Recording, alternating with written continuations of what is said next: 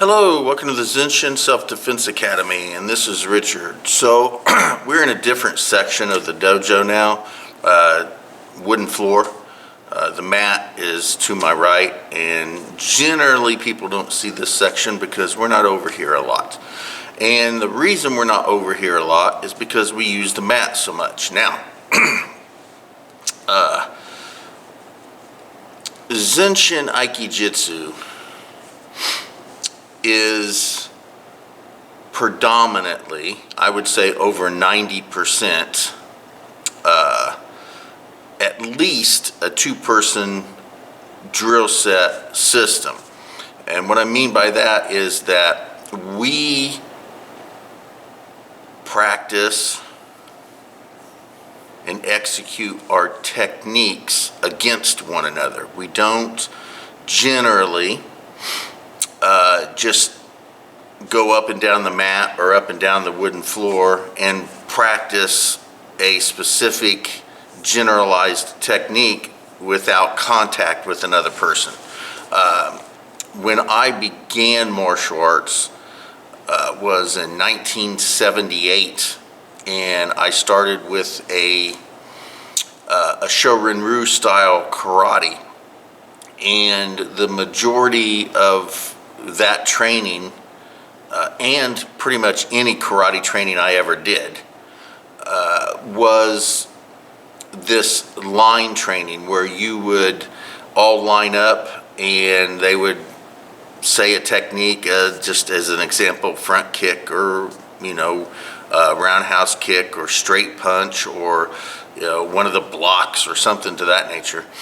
And we would all line up on the mat or the floor, and all we would do is go up and down the mat, back and forth, without any contact, without any person in front of us, and we would just execute that technique, back and forth, back and forth, back and forth, never touching anybody, never actually executing the technique against another person, whether that person was compliant or resistant. It didn't matter. There was not that person there. So that's how I started out. The 70s with my first dojo, into the 80s with my second dojo. They both were Shorin-ryu predominant martial arts schools, and that's how they ran. Sometimes you would do kumite, which is the little point fighting, tag, you're it, that sort of thing. We would play around with that on occasion with the second dojo. I never did anything like that with the first dojo. The first dojo was almost exclusively this line training. There was a couple times we did do like kumite type training, but rare.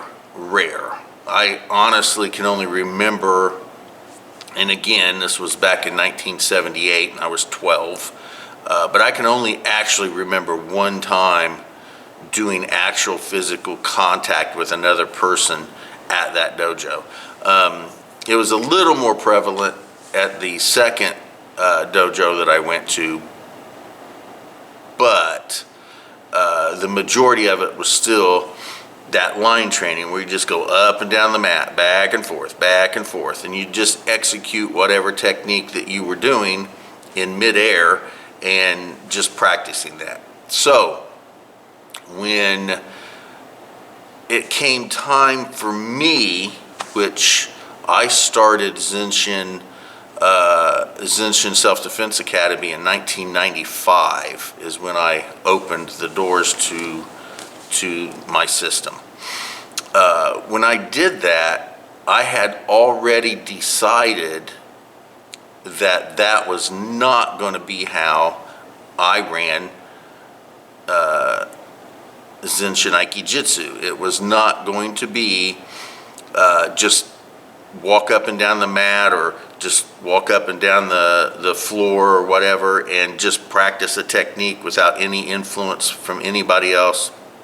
I decided that was not going to happen predominantly, and it has not. It's 2026, and Honestly, I kind of went to the extreme on the other side of that. It is rare that any student that is within the Zenshin Aikijitsu system, it is rare that we ever do any of those techniques, any technique that we do, when there's no one there to be a target. Now, we do predominantly our ukis, our targets, our opponents, the person across from you. Generally, we are very compliant with the technique. We don't give massive resistance most of the time. I would say compliant to light resistance is our norm. There has been very few times that we've been doing a technique and then I just say, hey, don't let him do that. I don't care what you have to do to stop it. Just don't let him do it to you. And it's been rare that we've done techniques like that. Generally, like I said, it is compliant to light resistance, which I have found through my experience the best way to do it, personally. So that's how I teach it. And I go through this whole thing here at the beginning of this video because I say the majority of, I would say at least personally, 95% of all the techniques, of all the training that we do, is compliant to light resistance with a person in front of us. I feel like that is the best way to teach what I teach. You could teach some of this stuff. You could probably teach the majority of it with no compliant to light compliant or light resistant person in front of you. You could do it back and forth on those little line techniques. We have, in the last few years, began doing the Aikijitsu or the Aikido techniques as a single person, no opponent type thing, where it's not a kata. It's definitely not a kata, but we will do each of the techniques individually without a person there. We'll just do them in the air. I have found that helps. It does help some people to comprehend the technique before they actually have to apply it to a person. For some people, it does help. I like it, but I don't like it as much as I do doing it onto a compliant person instead of just doing it in midair. So real quick, I'll show you what I mean when I say we do the techniques without an opponent there or without an uki there. So let me set up real quick here and I'll show you with just Ikkyo so no ichi. Okay, so I'm just standing here. I don't have a person in front of me, so I will execute Ikkyo so no ichi as if there is an opponent or an uki in front of me. So we will start with katate dori grab. So they grab, they come up and grab me, katate dori. So I'm going to roll the hand up. I will remi in. My hand will come up to right here in between the elbow and the shoulder. Now, when you get decently proficient with it, you can actually go to the elbow because the technique actually is on the elbow, but I don't teach it that way because it can hurt somebody's elbow when you're trying to learn to do the technique and you're not doing it properly. You can hyperextend the arm. So we teach that you go about right here, which is in between the elbow and the shoulder. So again, they grip, katate dori. I bring my hand up, I lean back slightly on my back leg. My hand comes up to hit that position just between the elbow and the shoulder as I arimi in. And I lean them forward slightly so they get off balance. So now they're sitting here off balance like this. Boom. My back leg will tenkan. Boom. And then I place ikkyo onto them. So I'll do it from back so you can see the last part of that here. So we're here, katate dori, boom, lean them in, boom, boom, and I have them here, boom, and wham. So their arm is across my body here. Their body is bent over basically like this is how they're looking, boom, just like that. So they look just like this. I would be standing right here on the back side, boom, just like that. And this is how they end up, just like this. So, boom, boom, wham. So that's teaching the skill without anybody there. Now, it takes imagination. And I have found that some people don't have that imagination. Some people tell me, I can't imagine that person there, just can't do it. And that's what happens, that's what you run into when you try to teach a technique without another person there, without that person you're doing the technique on. You have to explain a lot of things that they can't perceive because there's nobody there. If someone was there and you show the technique, they can see and feel everything that's going on, and that helps with the technique for most people. Now, I have probably, over the many years that I have been teaching this, I have probably run into only less than a handful of people who preferred or needed to learn the technique without the uke there and the just imagination way. There's only been a few people, less than a handful, that needed it that. Now, there has been a few people who wanted it that way because they didn't want physical contact, they didn't want to get bent around, they didn't want to get their arms twisted. That's completely a different situation.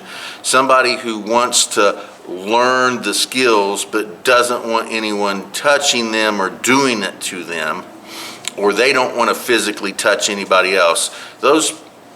I've had a few of those people as well.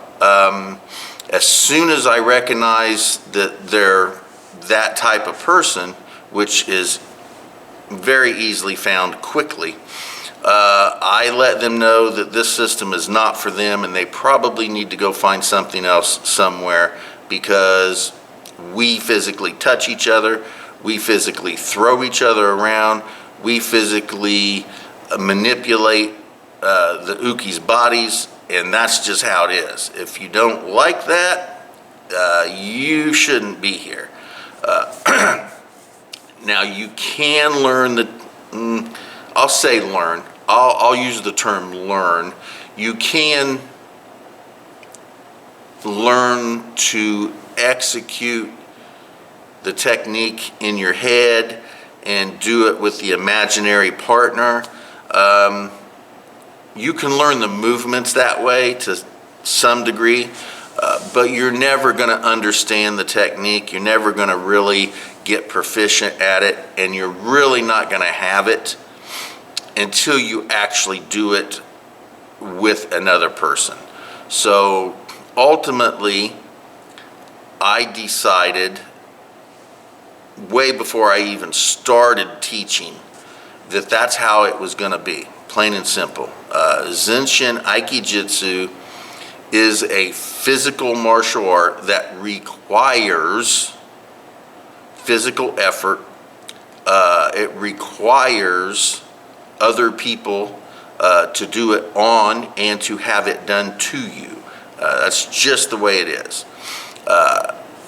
All of that to say there are occasions when we do the old version of just doing the technique without another person there or on a bag.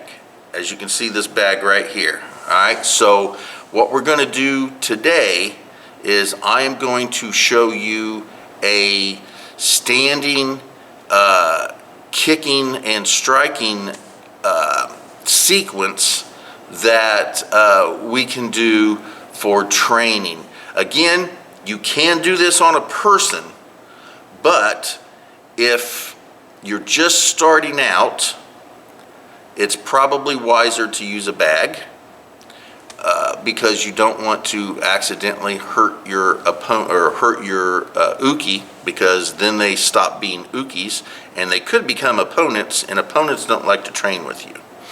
So if you can't or don't have opportunity to do it to a person, you can do it on a bag. Boom, right there. So we are going to use the bag today, and maybe next class I will video doing it in class with people. So, but today I am just doing it on this bag here, and we will run through the routine. Now, I also want to clearly state, because sometimes there are groups of people who misinterpret and misunderstand what's going on. Now, I will say this.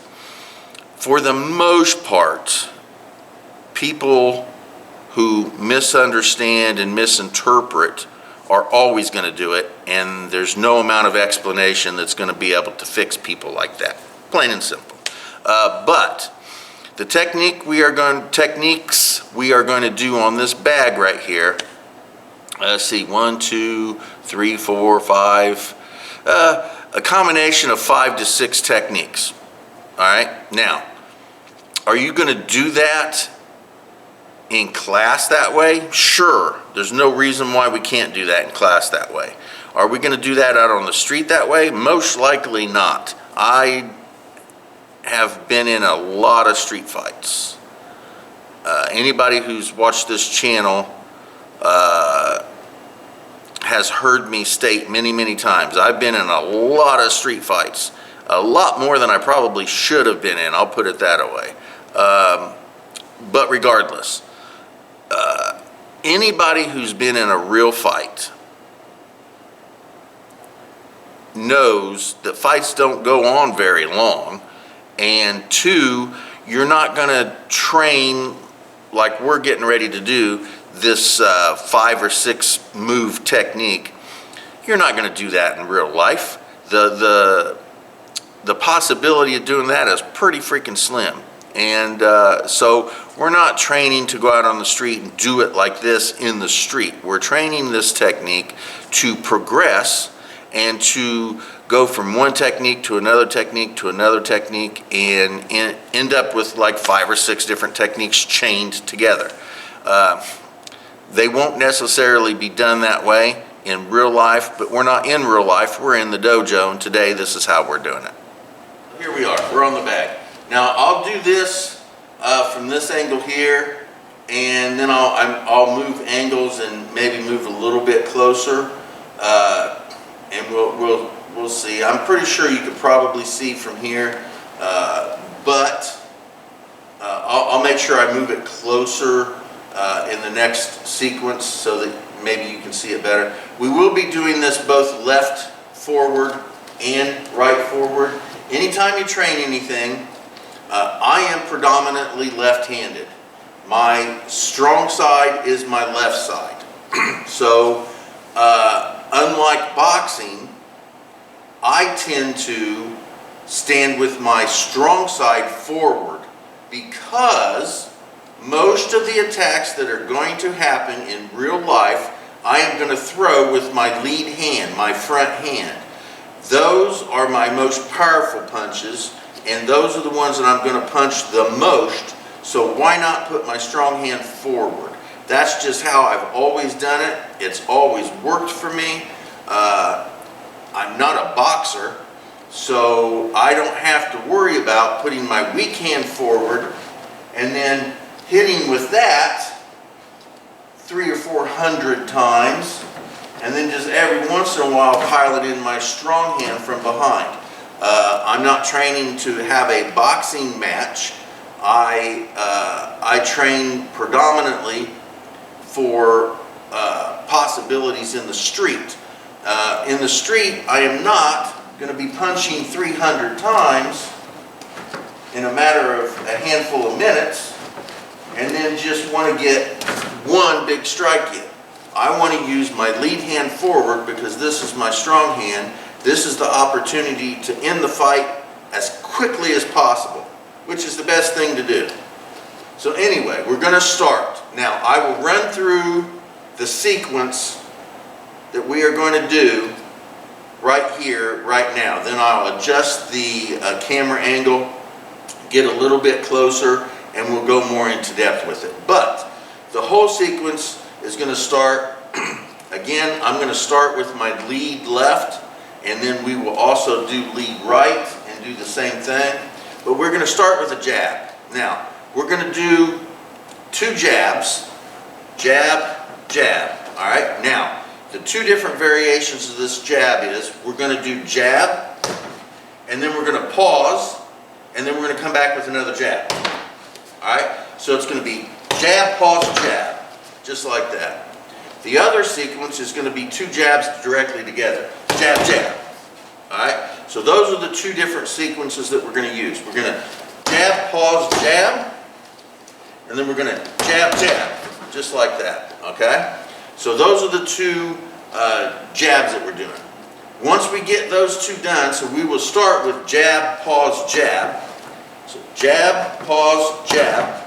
Then we're going to come back with a cross, cross. Okay, as you notice, the back leg pivots on the ball of my foot. Jab, jab, cross. Boom, just like that. Now as the back leg pivots, that's when it strikes. Boom. Then we're going to come back with the lead hand. We're going to pivot on our hip again, this time pivot on the front foot, and we're going to hook.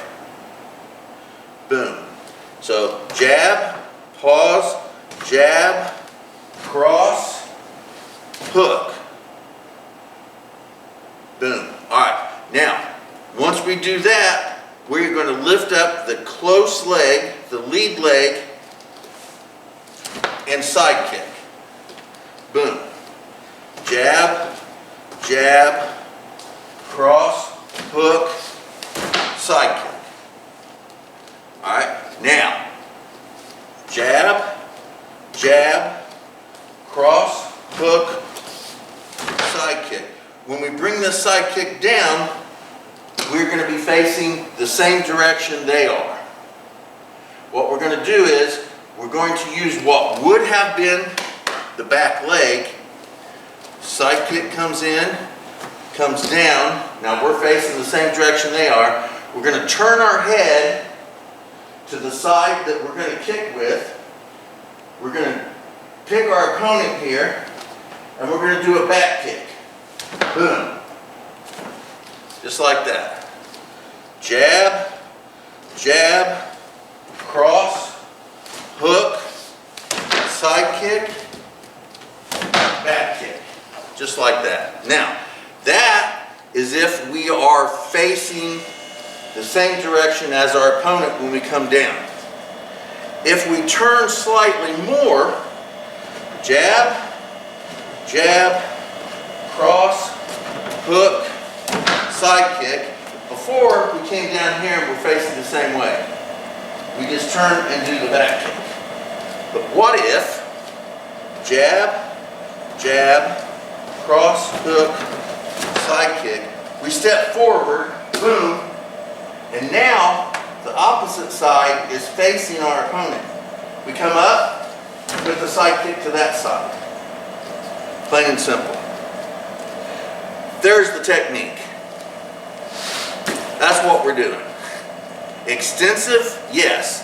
Is it applicable for conflict in the street? It is, but you're not going to do it just like this out in the street. You're not going to train this and go, oh, when I get out in the street, I'm going to jab, jab, cross, hook, side kick, boom, back kick. Oh, it's going to be glorious. Most likely you're not going to do that. I'm not saying it's impossible, but that's not what we're really training. We're training the linking of these techniques together. Jab, pause, jab. Cross, hook, side kick. We step here so we're facing the same direction. Turn our head, we get our position, we back kick. Now, if the side kick comes in and we step a little further and turn our body, now we're facing right forward, comes up, side kick. And it's the same thing on the right side. Jab, jab, cross, hook, side kick, boom, check, back kick. Or jab, jab, cross, hook, side kick. We step a little further away. Our body actually turns. Now the left side is forward, or left side is facing the uke. So now he's side kick. Boom, just like that. So there's the technique. Let me adjust the camera so we get a little bit closer, and we'll discuss it a little more. All right, so here we are. We're closer. If you can hear the Roomba, it just started up. It always starts up at noon, which is when class starts. So we're going to go ahead and get this taken care of, and then we get started with regular class today, which will not be posted, but maybe next week we will post, and we'll actually have a demonstration with two live people. So what we're going to do here is very simple. All right, so we come up on whatever situation we're on, and we're going to do this technique. So we're going to practice this technique. First of all, hands are going to be up. All right, when I throw my jab, I don't want to really do this here, okay? This is my cover hand. This is my protection hand here, boom. I want it to be up here. I want to protect my head. I want to protect my ribs. I want to protect, boom. I cover all this up, right? So this hand is up.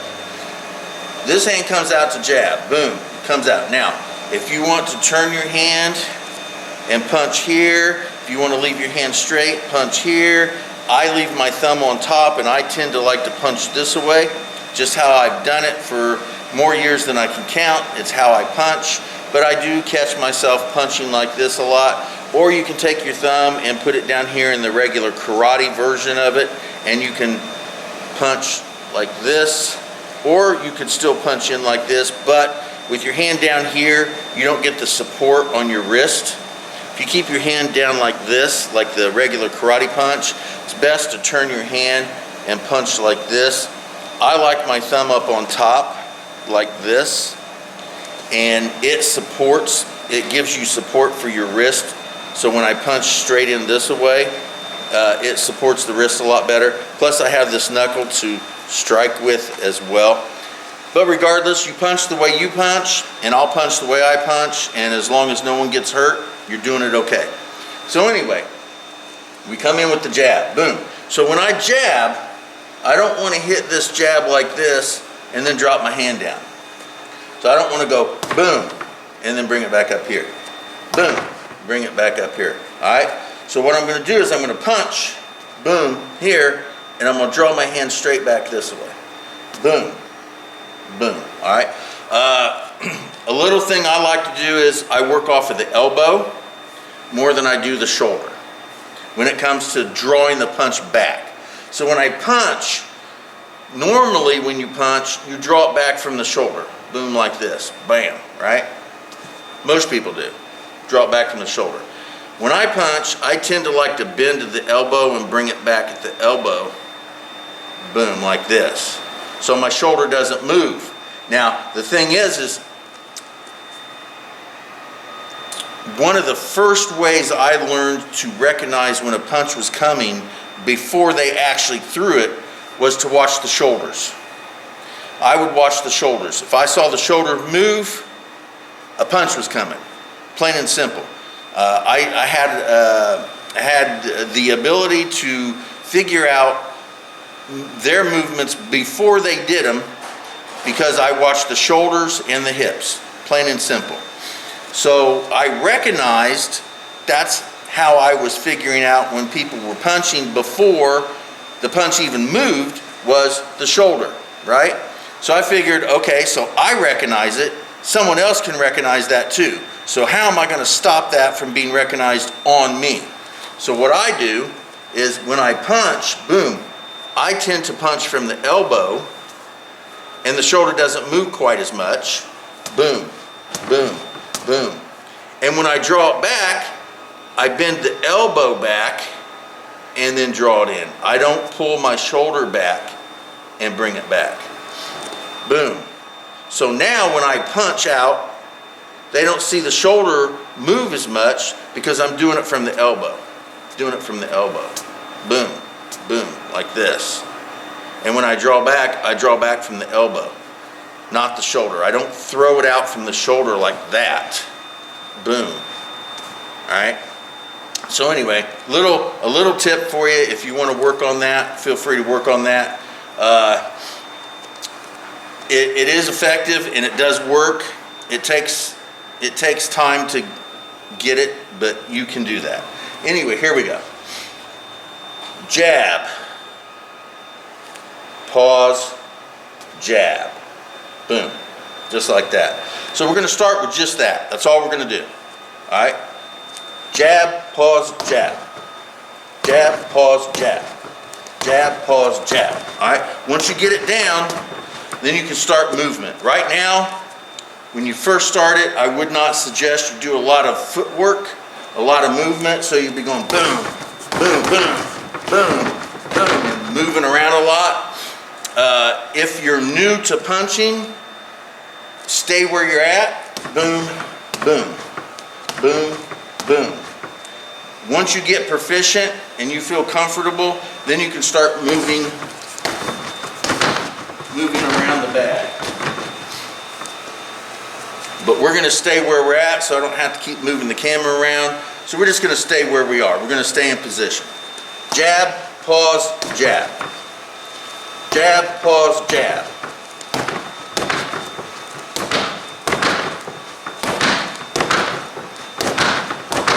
And you can hear that pause. Jab, pause, jab. Just like that, all right? The second version of this is 2 jabs straight together.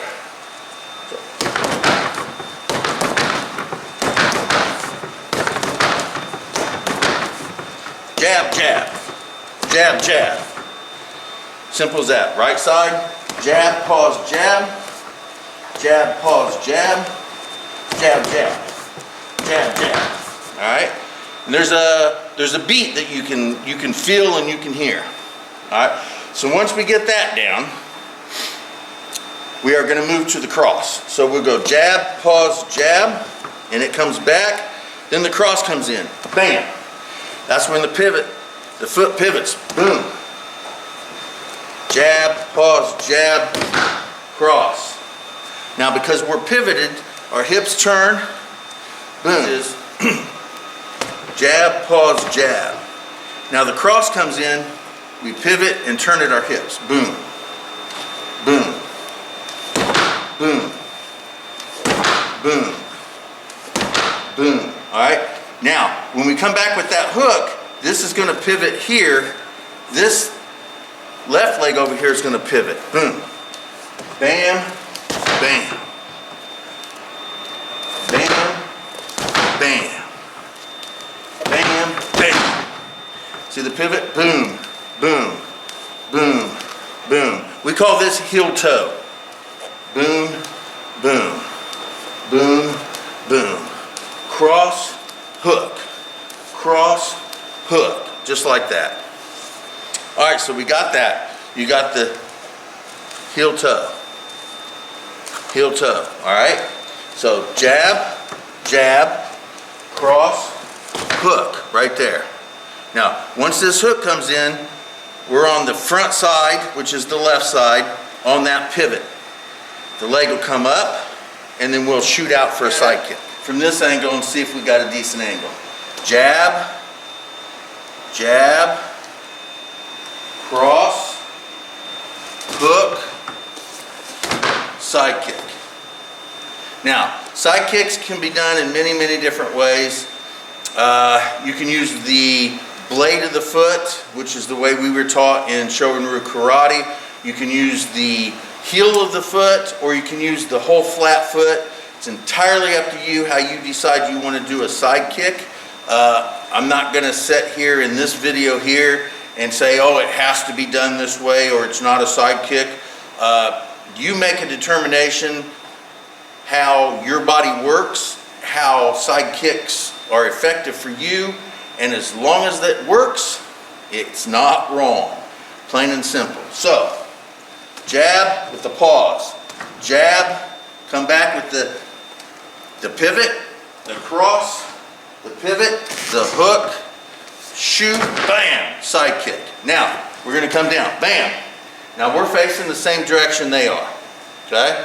So this is their front, they're facing this direction towards me. My back is to them now. Now in a real life situation, you're just not going to sit here like this, boom, and then just stop, right? It's going to be simultaneous, side kick, boom, bam, right? Again, personally, I hope not to turn myself so that my back is to my opponent. So I don't really want that. And hopefully it would never happen. So I wouldn't have to throw a back kick. But that doesn't mean it won't happen for me at some point in my life, or it won't happen for you. So in that case, jab, jab, cross, hook, side kick, boom. Now I'm facing the same direction they are.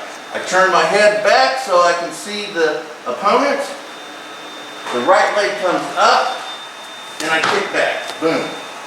Now again, depending on what you want, depending on how you train, you can use the heel of the foot or you can use the flat of the foot. Boom. For your back kick.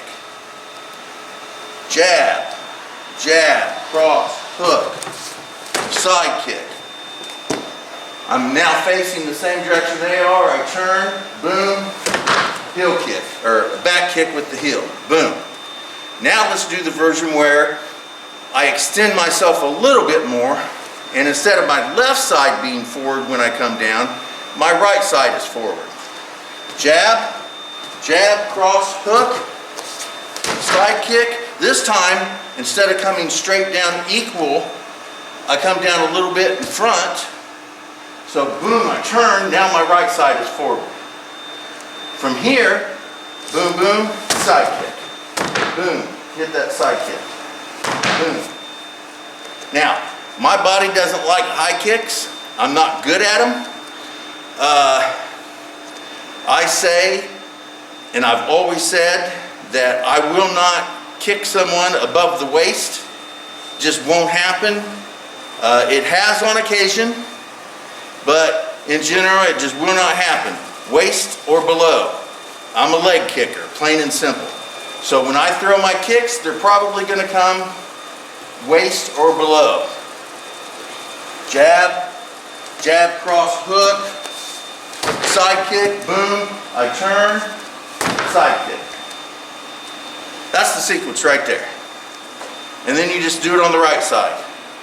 Jab, jab, cross, hook. This time the left leg comes up and I hit side kick. Boom, I come down. My right leg comes out and I do a back kick. Or if it comes down further back, jab, jab, cross, hook, boom, side kick. I come down here and turn, boom. Now my left side is forward.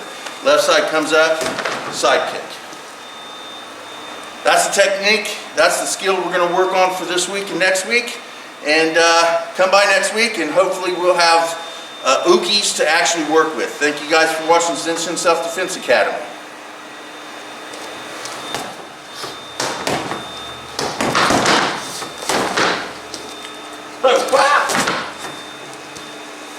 you go.